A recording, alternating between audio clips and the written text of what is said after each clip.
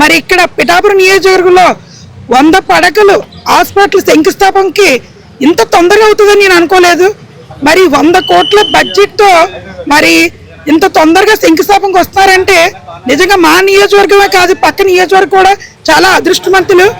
ఎందుకంటే గత ప్రభుత్వంలోని ఇక్కడ అన్ని కార్యక్రమాలు చేస్తామన్నారు, అందరూ చేతులు దులుపుకోవడమే, కనీసం స్కానింగ్ కూడా లేదు, ఇక్కడ ఎక్స్రే కూడా లేదు.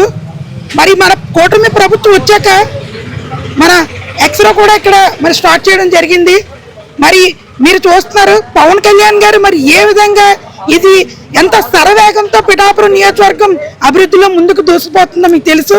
మరి ఇదే కాదు, ఈరోజు మరి ఉప్పాళ్ళలో కూడా మరి గుడి శంకుస్థాపనలు, అలాగే మరి అంబేద్కర్ భవనం దగ్గర మరి ఆడవాళ్ళకి కుట్టు మిషన్లు, మరి అదే కాకుండా మరి రైతులకి వ్యవసాయదారులకి పరికరాలు, ఇవన్నీ కూడా ప్రతిదీ ఇస్తున్నారు పవన్ కళ్యాణ్ గారు.